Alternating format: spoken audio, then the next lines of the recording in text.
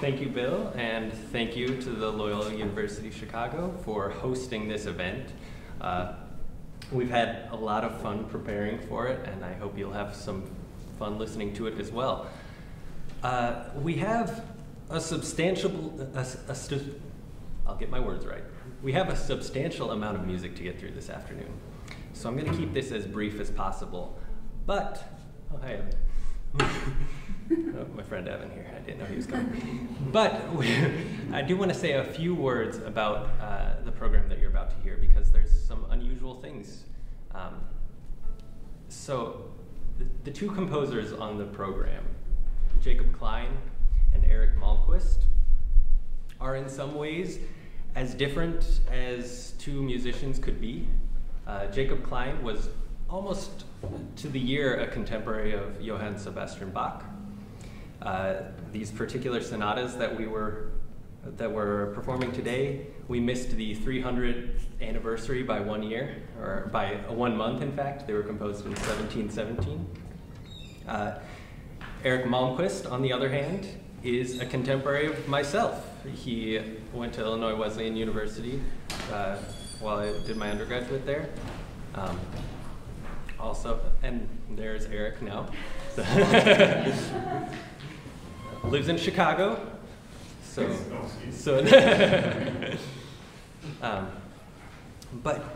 So you might wonder why we paired these two composers together.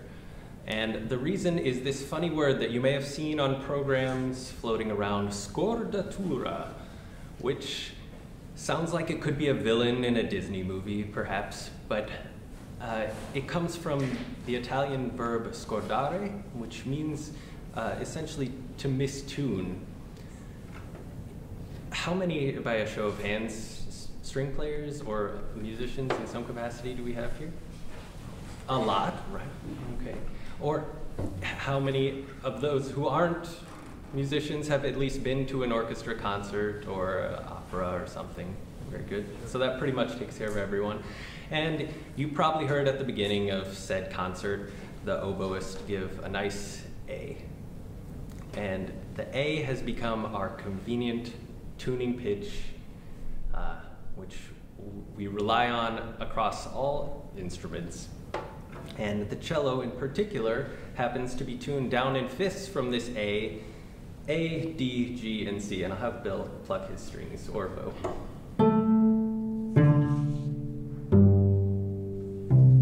Still in tune. Good.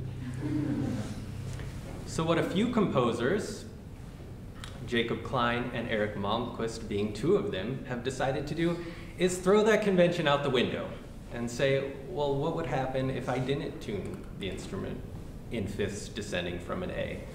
So Jacob Klein has elected to maintain the fifths, but he starts at a B.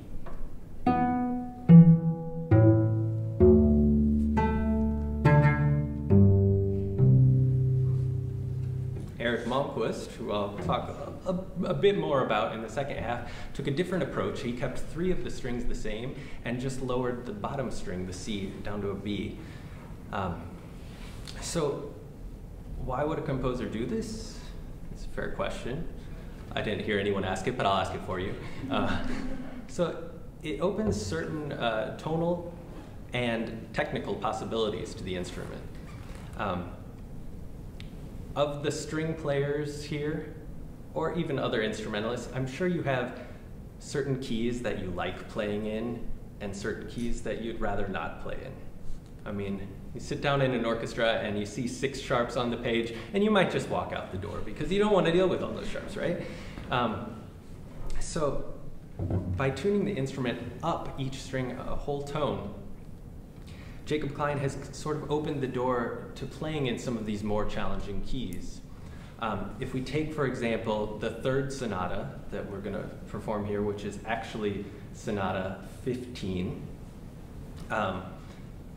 it's in the key of E major, which, if you remember your music theory, we've got an F sharp, a C sharp, a G sharp, and a D sharp.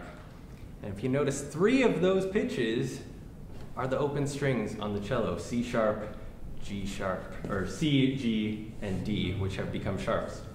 So to play in E major, we've eliminated the use of those open strings, which is a bit of an inconvenience. We can manage because we have this ability to shift on the instrument. But by tuning the strings up, Jacob Klein brought some of those open strings back. And now we've only really lost one string and can play these pitches which would otherwise need to be fingered on an open string.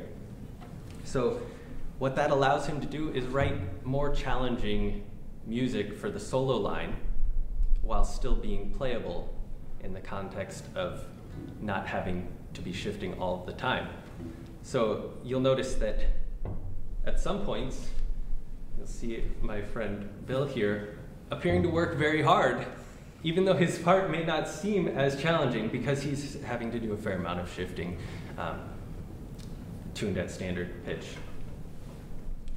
The other sort of advantage to this Scordatura is in terms of acoustics and resonance.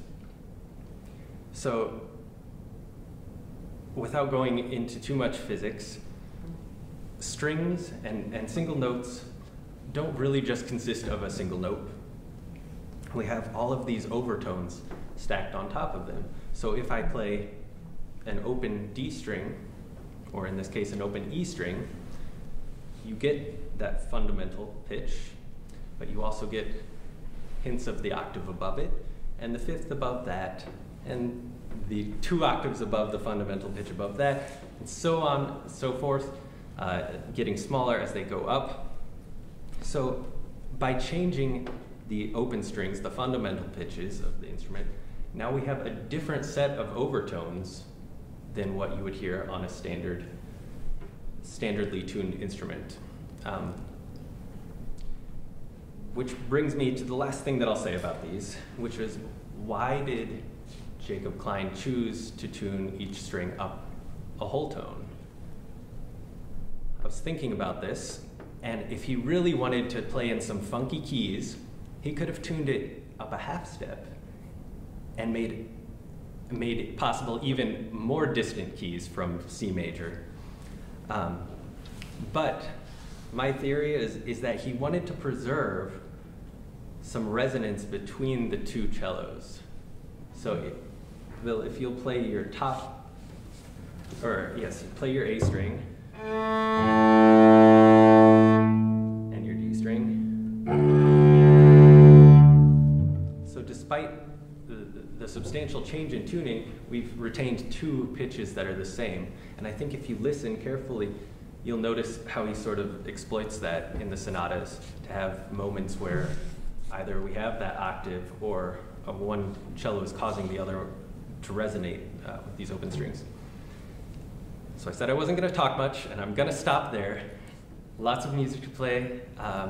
We will, in the interest of taking a breather and making it easy for everyone in the audience, we'll stand after each sonata, and we'll take, as Bill mentioned, a brief pause after the third to retune and gather ourselves. So thank you very much.